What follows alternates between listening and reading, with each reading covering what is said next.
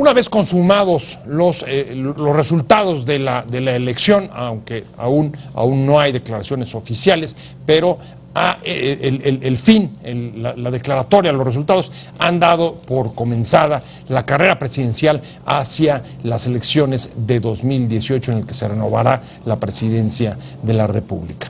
Los ganadores están festejando y ofreciendo hacer buenos gobiernos, mientras que los perdedores hablan de la necesidad de hacer reflexión y de entender qué es lo que llevó a la derrota para poder rectificarla. Mientras los nuevos gobernadores o los gobernadores electos ya ofrecen poner en práctica algunas de sus promesas de campaña, como auditar a los gobiernos que los antecedieron, así como también castigar, sancionar, incluso con la cárcel, a aquellos que tengan denuncias penales, como el de Veracruz, Javier Duarte. Estamos en Opiniones Encontradas. Gracias por estar con nosotros en este programa en el que todas las ideas se pueden cuestionar siempre que se debatan. Vamos a ver algunos datos de contexto y venimos aquí para tener nuestro debate con dos especialistas en la materia. La conclusión de los comicios estatales de 2016 abren la contienda presidencial de 2018 con un nuevo equilibrio de fuerzas en el país y la irrupción de actores que estaban rezagados en esta carrera, como el PAN. Uno de los mensajes de las urnas en los comicios estatales, que renovaron 12 gubernaturas, fue de sanción por los escándalos de corrupción que salpican a autoridades locales y también un duro golpe al gobierno federal del presidente Peña Nieto. Con la derrota del PRI, comentó en su editorial el Wall Street Journal. En efecto, en un hecho inédito, el PRI perdió la mayoría del control del territorio nacional y, de confirmarse los resultados, ahora gobernará solo 46% de las entidades del país, mientras otros partidos tendrán el control del 54% restante. Así, el PRI se queda únicamente con 15 estados, su nivel más bajo desde que comenzó a perder gubernaturas con la alternancia hace 26 años. ¿A quiénes abren y a quiénes cierran posibilidades los resultados arrojados en 2016 rumbo a la contienda del 2018? ¿Cuántos nuevos bateadores? ¿Cuáles los perfiles y las estrategias según las lecciones de la elección? Posiciones. 1. La esposa del expresidente Felipe Calderón, Margarita Zavala, asegura que con los resultados de las elecciones del domingo, México ya habló, no quiere al PRI, ya va de salida y han puesto al PAN como una alternativa. 2. El presidente del PRI, Manlio Fabio Beltrones, dijo que las derrotas del domingo son algo que tenemos que estudiar. ¿Qué fue lo que pasó? ¿Cómo pasó? ¿Por qué pasó? ¿Y qué es lo que tenemos que hacer para que no vuelva a pasar? 3. El director de Voz y Voto, Jorge Alcocer, manifestó que esos resultados tienen algo en común. Vuelven a mostrarnos el valor del voto y el valor de las elecciones, ahora que muchos decepcionados se preguntan de qué sirve votar, pues hoy más que nunca vemos el significado de lo que se llama voto de castigo. 4. El candidato vencedor de la alianza PAN-PRD en Veracruz, Miguel Ángel Yunes, dijo sobre el gobernador Duarte que tiene que ir a la cárcel y devolver lo que robó a los veracruzanos, él y sus cómplices, que son muchos. 5. El virtual ganador de la gubernatura de Quintana Roo, Carlos Joaquín González, anunció que sin ánimo de revanchismo, auditará el manejo financiero y la deuda que dejará el actual mandatario estatal, Roberto Borges. 6. Vamos a Los Pinos, la gente se hartó del PRI, señaló Ricardo Anaya. Hay un nuevo mapa político en el país y para los grandes partidos también una nueva hoja de ruta hacia los comicios presidenciales de 2018, después del reacomodo de fuerzas que dejó el resultado de las elecciones del pasado domingo en 12 estados del país. Vamos a entrar a discutir cuáles son las perspectivas, hacia dónde va, qué nuevos escenarios se abrieron. Desde luego el país parece haberse despresurizado, ha soltado parte del aire de contención que traía en los últimos tiempos con esta renovación, que llevó a que el PRI perdiera, como pudo leer hoy en Excelsior en su primera plana, perdiera el 54% del control territorial de este país. Vamos a discutir este asunto con Pablo Javier Becerra, académico, especialista en asuntos electorales de la UAM, escritor además de muchos artículos y libros sobre el tema. Hola, Pepe, gracias, ¿qué tal? gracias por estar con nosotros. Gracias por tu un invitación. placer, de verdad. Y usted ya lo conoce, amigo de este programa, Víctor Alarcón, como muchas otras veces. Te saludo con mucho gusto, Víctor. Pues muchas gracias. Igual también orgullosamente Juan. Así es. Ya es por la familiaridad, se me estaba olvidando precisar eso, pero en efecto. Tenemos una nueva conformación, un nuevo reequilibrio de fuerzas que se proyecta hacia 2018. El PRI pierde el 54% del territorio. No es un dato menor, y quizá podríamos comenzar por ese partido. ¿Qué crees que va a pasar con el PRI hacia las presidenciales de 2018? Ya salió su presidente a decir que en efecto tendrían que reflexionar para tratar de saber qué pasó para no repetir lo mismo. Claro. Pero ¿cuál es tu perspectiva? ¿Cómo ves al PRI hacia la sucesión presidencial? ¿Pierde candidatos? ¿Cuáles pueden ser? ¿Cuál es el modelo? ¿Cuál es la estrategia? Pues sí, efectivamente, el PRI en este momento debe estar apenas tratando de ver si alguien anotó las placas del camión que los atropelló, porque fue un impacto fuertísimo que ellos no se esperaban. Ahora, el PRI obviamente es el principal perdedor, sin lugar a dudas. Perdió mucho, perdió estados que ya tenía, aunque recuperó otros. Recuperó Oaxaca, recuperó Sinaloa, pero perdió estados que eran un verdadero baluarte del autoritarismo, como Veracruz, en donde ya de plano el gobernador Duarte era y es impresentable. Yo estoy seguro que acabando su sexenio se va a ir del país, porque hay evidentemente hay muchas cosas que perseguir. Ya también del otro lado de la geografía, en el norte, el otro Duarte igual debe estar en este momento buscando una buena agencia de viajes para ver a dónde puede salir del país. Sí, el candidato electo, Javier Corral, ya dijo con toda claridad que va sobre ellos. Porque una cosa es obvia, el problema central de esta elección fue ese mal humor del que hablaba el presidente Peña Nieto, que no se debe a otra cosa más que a corrupción e impunidad. Tenemos, claro, una cierta crisis económica, ya hay un recorte de gasto público y lo que quieras, pero lo más molesto para los ciudadanos ha sido esto, el solapamiento a la corrupción y por lo tanto el hecho de que los gobernadores han podido saquear los erarios públicos de sus estados y tranquilamente se van a Barcelona a hacer un posgrado, regresan y su sindicato los beca de por vida, ¿no? Los pensiona. Justo, Víctor, leía una carta que envió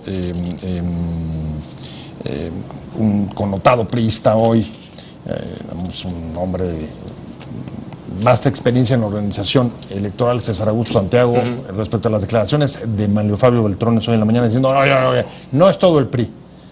Aquí, si alguien fue castigado, son los gobernadores corruptos, pero hay muchísima gente dentro del partido que no puede aceptar ni endilgarse ese calificativo. Pero lo cierto es que traes en Veracruz, como decía Pablo, a Duarte amenazado de ser enjuiciado y encausado penalmente. En Chihuahua lo mismo. En Monterrey se está investigando al exgobernador Medina. En Quintana Roo está diciendo que Borges será auditado por Egidio Torre también en Tamaulipas. También había mucha queja de su desempeño. Bueno, yo complementando lo que decía Pablo, la primera pregunta es, ¿tendrá Manlio Fabio la capacidad de asumir un costo que implique incluso su separación del PRI? Es decir, como lo hizo Germán Martínez en 2009. O sea, su renuncia a la dirección. Bueno, por lo menos abrir un auténtico proceso de reflexión, como en toda democracia moderna, un partido político que pierde las elecciones, su líder, ya sea de manera simbiótica como primer ministro, presidente, si que ocupa esa dualidad.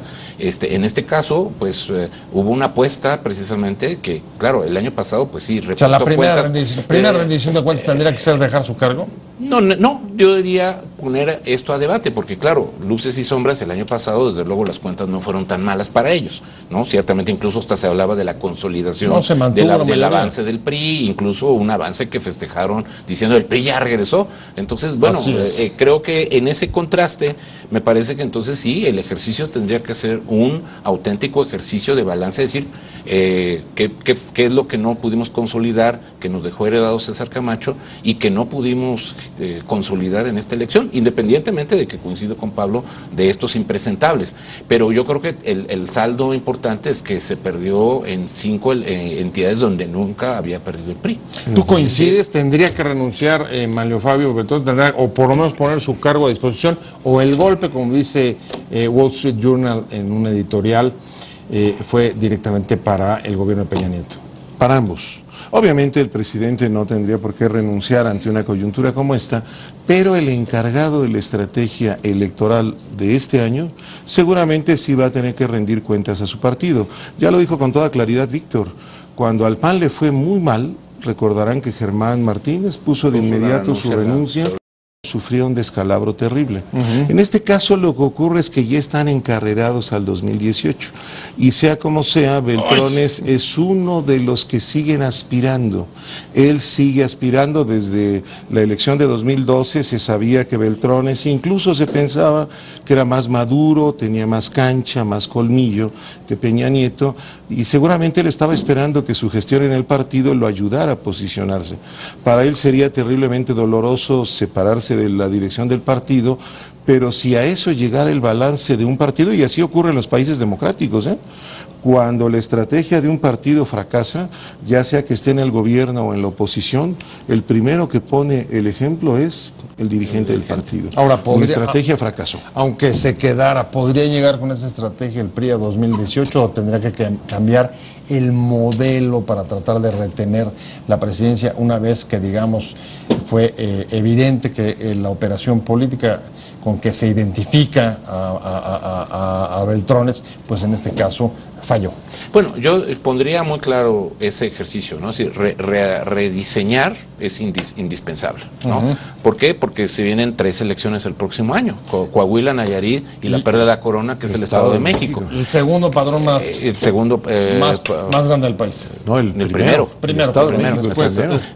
El primero y luego el DF, ¿no? Exacto. Y el punto importante es que bajo ese escenario, si la capitalización de las alianzas que ha tenido PAN y PRD, que todavía podrían pegar 3 golpes más, ¿no?, para el próximo año, pues eso incluso dejaría un país ya prácticamente en manos de la oposición. O sea, con un conjunto de gobernaturas que se tendría por primera vez en mucho tiempo que la mayoría de las gobernaturas estuvieran en manos de, por llamarlo así, la oposición conjuntamente, y valorar incluso si esa estrategia es válida para el 2018. O sea, creo que aquí todos los que han hablado de las alianzas antinatura, etcétera, bueno, ha demostrado, 2010 mostró su resultado, 2016 muestra su resultado, y entonces lo que sí impidió, recordemos la famosa negociación Gómez Montt, Beatriz Paredes, que incluso le costó la renuncia con el conflicto con César Nava y Calderón, pues ahora en este caso no hay ataduras, y es más, de hecho hay una gran disposición de Agustín Basabe de seguir repitiendo, porque claro, eso es lo que también está permitiendo reflotar al PRD en este proceso de reacomodamiento, y además están generando un frente común ante la posible llegada también de Andrés Manuel, que eso también generaría, en caso de Morena, que eso también sería un elemento de mucho contraste, aunque digamos, evidentemente la dificultad sí sería llegar a un candidato, si como gente como Margarita Zavala ya está poniendo casi una condición sine qua non de que es conmigo o con nadie, entonces eso pues también creo que por lo menos nos permitirá observar que el PRI pues va a tener que hacer esos ajustes en la relación con estos posibles contendientes con los que tiene que enfrentar. ¿Tú crees? Digo, son 2 años, PRI, para la renovación del Estado de México y las otras 2 gubernaturas de 2017, apenas un año. ¿Crees que el PRI pueda, digamos, cambiar de caballo en medio de la carrera? O dicho de otra manera, ¿crees que puedan hacer las cosas diferente, plantearse una estrategia distinta? La palabra que utilizó en una de las primeras entrevistas que dio Beltrones después de reconocer, digamos, la derrota fue de reconectarse con el electorado. O sea, ¿el PRI no está conectado con su electorado? Está difícil porque, mira, el gran problema de este año, de estas elecciones lo que han mostrado, es que había nudos en varios estados que ya eran inmanejables. Tamaulipas era inmanejable, Veracruz, ¿no? Ya, era realmente difícil sostener eso. En Veracruz ya hay problemas peores que los que había en Guerrero, fosas clandestinas, Tamaulipas no se diga, es el reino del crimen organizado. Entonces ya eran dos estados imposibles de sostener. El gran problema de esto, y creo que algo así comenta Leo Zuckerman en su artículo de hoy en Excelsior, el gran problema de esto es que a nivel nacional sí tuvimos una democratización, reglas del juego claras, rendición de cuentas, pero en los estados se dejó hacer a los gobernadores lo que se les pegó la gana. Y entonces cuando llegó el presidente Peña Nieto, en lugar de meter al orden a esos gobernadores corruptos, que de plano su corrupción no conocía límites, lo que hizo fue apapacharlos. Entonces el problema es que Manlio Fabio Beltrones ya no podía hacer más que dirigir el barco en ese mar tormentoso. ¿Cómo hacer para desmarcarse de Javier Duarte? ¿Cómo hacer para desmarcarse de César Duarte? Habría que decir que además era muy difícil. Habría que decir que los más castigados son además la generación de gobernadores que llegó justo con el Peña grupo Nieto. de Peña Nieto. Claro. Duarte, Borges, etcétera. Medina, por supuesto, también en problemas. Íbamos a entrarle a los gobernadores electos y ahí, pues por supuesto, ya tenemos, lo recordaba Pablo hace rato, la experiencia de Fox cuando se produjo esta tan anhelada alternancia, pero que luego no derivó en ningún cambio sustantivo, por ejemplo, en temas como la corrupción. Ellos han ofrecido, todos, promesa de campaña, ir contra sus antecesores, incluso meterlos a la cárcel, como el caso de Veracruz, o auditorías profundas y limpiar, porque además todos dejan unas deudas, como sabemos, abultadas. Bueno, desde luego, creo que son varios elementos como una suerte de economía de escala, es decir, incluso tener estas pistas simultáneas, pues va a ser un elemento muy complejo a gobernar. El riesgo, como lo que estábamos comentando ahorita en el intermedio, es de que se cargue demasiado la agenda solamente a la búsqueda de los culpables y se suelten los otros temas, o sea, la recuperación económica, la de proveer realmente la seguridad, ¿no? Entonces creo que va a ser un ejercicio muy importante de cómo estos gobernadores primero ofrecen realmente equipos de gabinete que rápidamente sean capaces de tomar la rienda de los asuntos en estas pistas multivariadas. O sea, no van a tener tiempo de estar... pero sí sería demasiado riesgoso que solamente se concentren en este golpe mediático. Y entonces creo que ahí sí todo lo ganado, ahorita en términos de promesa democrática, pues se revierta y entonces realmente eso pues nos vuelve a llevar a estas lógicas pendulares donde el ciudadano, pues más bien lo que estamos observando, termina absteniéndose y entonces cuesta cada vez más trabajo llevarlos a la urna. Entonces creo que ahí es donde hay un problema importante. Sobre todo porque el peligro de que se concentre solamente en acciones espectaculares mediáticas y tenemos a la vuelta de la esquina, Pablo, el periodo extraordinario donde deben de votarse las leyes anticorrupción, que bastante caro le salió al PRI haber estado dándoles la vuelta y tratando de generar dictámenes lights. ¿Tú crees que ahora sí en todos los gobernadores, además de en sus estados, tomar acciones contra la corrupción, vayan en serio a apoyar este asunto? Es posible, porque si no sería una contradicción muy rara. Claro, es que no les queda de otra. Sobre todo los gobernadores que van a ir llegando, no les queda de otra. O limpian la casa o se hacen tontos. El ejemplo de Fox fue clarísimo. Van a caer los peces gordos y a la mera hora no cayó ni un pequeño charal. Entonces el asunto es, tienes tareas de gobierno y debes cumplirlas, pero al mismo tiempo debes demostrarle a la ciudadanía que votó por ti que en efecto vas en serio, que ya no se va a contemporizar con la corrupción. El gran problema de todo esto, y yo creo que esto le abrió incluso los ojos a muchos ciudadanos, el retraso en las leyes anticorrupción, porque de una u otra forma toda la prensa lo ha enfatizado. El PRI y el Verde han sido los que han estado bloqueando eso, porque son los que tienen más cola que les pisen. El asunto central ahora es, ¿quieren ir a fondo o no? Y ahí yo creo que PAN, PRD y los demás partidos opositores deben aprovechar la coyuntura para que en el periodo extraordinario efectivamente puedan tratar de sacar la mejor legislación anticorrupción que se pueda, pero al mismo tiempo que en los estados que acaban de renovar gubernatura, puedan hacer efectivamente lo que prometieron. Ya lo decía hoy Yunes en Veracruz, sí. Le decían a partir de su primer día de gobierno, no, dice, mi primer día es hoy. Hoy que ya me enteré, que ya sabemos que yo gané, desde hoy estoy proyectando lo que se va a hacer. Porque si te esperas a que a partir del primer día voy a decir, se va a investigar, se va a formar una comisión, nunca acabas.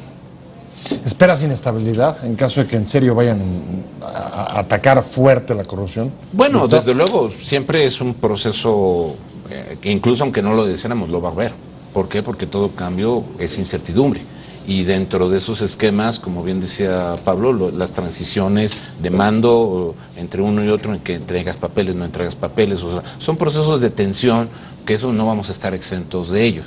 Y creo que eso es uno de los elementos que precisamente obligan a que los equipos que se vayan a construir por parte de los gobernadores sean muy claros y muy puntuales de que conocen las materias, o sea, no solamente es cumplir con los compromisos políticos de haber hecho una alianza y de que reparto puestos también por repartirlos. Creo que ahí es otro elemento también diferenciador que coincido yo con Pablo, de que los gabinetes que se presenten por parte de estos nuevos gobernadores tienen que tener un estándar mucho más alto, muy claros, y que respondan, como aduce Javier Corral, que los compromisos que hizo con la Alianza por Chihuahua precisamente están construidos bajo esa modalidad, de que no se está pensando en más que en personas adecuadas para los puestos adecuados. No el amiguismo, tráfico de influencias, vamos a suponer, favores eso también nos lo prometió Fox en su momento con los headhunters. Entonces, el asunto que es que tampoco eso garantiza nada, pero sí por lo menos es un momento, como bien dice Pablo, es una ventana de oportunidad extremadamente importante para estar por lo menos controlando agenda, estar encima de la ola y precisamente incluso replegar todo el esfuerzo que pudiera construirse desde la ahora naciente oposición para borrar huellas, ¿no? Que yo creo que eso también va a ser un elemento muy importante en donde el respaldo de la ciudadanía, que está incluso aportando pruebas, como por ejemplo Javier Corral lo decía hoy en la mañana en una entrevista en una radiodifusora, decía, me está llegando información, la propia ciudadanía, funcionarios, etcétera, me están entregando información antes de que desaparezca. Bueno, como sucedió en el caso de Nuevo León, que fueron dos exfuncionarios de Medina los que dan los pitazos. Pero digamos que todos coinciden en que el domingo se emitió un voto de castigo.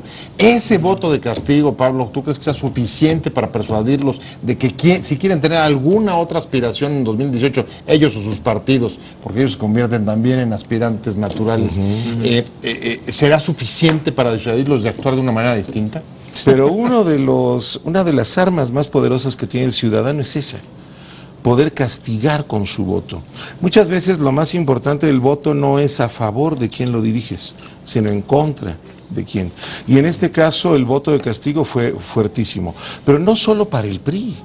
El voto de castigo también fue para otros. Hay que ver, por ejemplo, cómo en Oaxaca el gobierno de Cue, que más bien fue un desgobierno, no gobernó. No, bueno, está claro. Nada. Fue un castigo fue castigo a los gobiernos. Vamos hablando de las perspectivas que dejan los resultados de la jornada electoral estatal del pasado fin de semana para las presidenciales de los próximos 2 años y también las estatales. El Estado de México se va a jugar también en 2017. Y nos quedamos, ya vimos el caso del PRI. Pablo, nos toca ver el del PAN. ¿Cómo ves al asunto del PAN? Varias cosas, nuevos jugadores, se posiciona como una alternativa que no estaba hace unos meses hacia los comicios presidenciales y tiene claro que o da resultados o sus posibilidades van a ser bajas. Exacto. De hecho, al PAN le fue súper bien. Creo que hoy incluso el PAN está mejor que cuando tuvo la presidencia. Sin duda, nunca había tenido 11 gubernaturas. Tiene más gubernaturas, tiene más espacio. En algunas de las gubernaturas les va a ir muy bien porque tendrán un congreso favorable. En Chihuahua será así, en otro par de estados, en algún otro no. Pero al PAN le fue muy bien. Y esto permite ver que ahí va a haber un problema hacia el 18. Yo creo que la elección ha posicionado a un nuevo actor que antes veíamos por encima del hombro, al dirigente del PAN. Ricardo Anaya, que veíamos como un jovencito inmaduro, ha salido de este proceso fuerte, muy fortalecido. Ha salido fortalecido. Sí. Entonces, por ejemplo, Margarita Zavala ya se montó en la ola y está diciendo, ya ven, somos opción, pero el que le va a disputar en el 2017, a finales de 2017 la candidatura, yo creo que va a ser Ricardo Anaya. Lo decía ya uno de los ganadores, decía: yo veo a Ricardo Anaya como una fuerte carta para el 2018, bueno, uno de los panistas ganadores. Y dentro de los ganadores pues también tienes tiradores casi naturales, tanto Cabeza de Vaca como Javier Corral, ¿no? A Javier Corral también ya lo estuvieron por ahí promoviendo. Sí, pero en realidad el que ha venido trabajando, hay otros dos jugadores que seriamente en el PAN han trabajado. El gobernador de Puebla, Moreno Valle, y el gobernador de Guanajuato, Márquez. Entonces ellos dos abiertamente han dicho que les interesa. Y eso, entonces también, digamos, en la panología, ¿no? Que en la panadería, digamos, ya se sabe de esos dos también cocineros, ¿no? Entonces creo que ahora, curiosamente, la baraja del PAN se enriquece de manera mucho más sustantiva. Quizá el reto muy importante es cómo ahora, curiosamente, ellos administran el triunfo, como me preguntabas hace un rato, de cómo el PRI administrará la derrota. Es el caso exactamente opuesto, con la misma dificultad, ¿no? Porque el PAN, ciertamente, en los últimos años no han sido años fáciles, han sido años de mucho, precisamente, de guerra civil interna, que ahora, precisamente gracias a esto, creo que, como suele pasar, la derrota te desune, la victoria te une. Pero el problema es que la victoria también puede ser efímera porque desata otra vez las ambiciones, ¿no? Como en su momento generó las sucesiones de Fox y las de Calderón, y el PAN no está muy acostumbrado muchas veces a procesar adecuadamente esta administración del triunfo, lamentablemente. Así, siempre es un buen partido de oposición, pero al momento de administrar el triunfo se le dificulta mucho, y yo creo que eso sí sería uno de los temas muy importantes también que ellos tienen que asimilar de aquí al próximo año para no perder el ímpetu, el impulso de, digamos, una cosa es tener una estrategia electoral y otra cosa es finalmente colocar al conductor adecuado que lleve ese asunto a buen término. Sí, porque la verdad es que los primeros sorprendidos fueron ellos, ¿eh? Claro. Ellos se quedaron fríos, no sabían lo que estaba pasando, y queda bastante claro que aunque ellos dan algunas explicaciones exactamente por qué son los que logran captar el descontento, pues es un asunto que todavía está por explicar. No sé si, por ejemplo, como dijo uno de los candidatos de Aguascalientes, iniciativas como, por ejemplo, en un país conservador, iniciativas de matrimonio homosexual haya tenido un impacto que haya llevado al electorado hacia el PAN, cuando todo el mundo más bien lo que esperaba es que por tema de desigualdad y pobreza se fueran más bien capitalizados por Morena, que también ganó, pero le entramos justo después. Claro, sí, efectivamente, mira, ¿por qué sí capitaliza uno y no otro? Eso lo discutimos mucho en el año 2000. ¿Por qué el PAN, por qué Fox ganó y no Cárdenas? Los perredistas no se lo creían, ellos decían, pero llevamos ya la tercera ocasión y no llegamos, y los panistas de repente con este candidato ya ganaron. Son las coyunturas de la historia, y ahí está la clave de los liderazgos que saben leer la coyuntura. Tengo la impresión de que por esto es que Anaya va a salir muy fortalecida de esta coyuntura. Yo no dudo que entre los gobernadores y tal vez entre los legisladores del PAN hay cuadros de estatura suficiente, pero yo creo que el asunto central es que todavía tiene una proyección muy regional. Por ejemplo, en Guanajuato o el otro que mencionabas. Yo creo que la posición de Ricardo Anaya le da hoy una visibilidad nacional impresionante. Habrá que ver cómo ya se procesa esto. Los spots, ¿no? ¿Recuerdan? Él fue uno de los que en algún conteo de spots vi que de hecho Anaya tenía más spots que López Obrador. Sí. Sí, ha usado y de hecho para eso es el poder. Los políticos lo saben. Claro. Si no lo usan para eso, olvídalo, se los lleva la coyuntura. Y además tiene otro factor, digo, si nos podemos rápidamente así ver los méritos de Ricardo Anaya, pues representa a los millennials, ¿no? O sea, conecta muy bien con los millennials, conecta muy bien con esta nueva... 30% del electorado son, ¿no? Exacto, ¿no? Entonces es un concepto de política que está yendo hacia donde está el elector. Entonces creo que eso también es un elemento muy importante de cómo y quién está haciendo las campañas, y entonces creo que eso es un dato importante. Me voy a ir, pero les pregunto a los dos rápido. ¿Lo que logró López Obrador le da para resurgir y proyectarse hacia el 18 o no? Le dé o no, él va para el 18. igual, creo que también tendrá que hacer ajustes muy interesantes e importantes. Creo que ellos tenían más expectativas de lo que esperaban. Fue insuficiente. No ganaron Zacatecas. O sea, no ganaron Veracruz, ¿no? Si tuviéramos que decir en conclusión, va independientemente de los resultados, aunque ojalá lea los resultados, porque algo le tendrán que haber dicho. Muchas gracias, nos tenemos que ir, se nos terminó el tiempo. Muchas gracias, Pablo Javier Becerra, profesor, investigador de la UAM, especialista en asuntos electorales, y Víctor Alarcón, como siempre, un placer. También profesor investigador de la UAM, especialista en estos temas electorales y analistas políticos, ambos. Muchas gracias a usted por haber estado con nosotros en Opiniones Encontradas. Te invitamos a seguir cuestionando la información con los siguientes videos.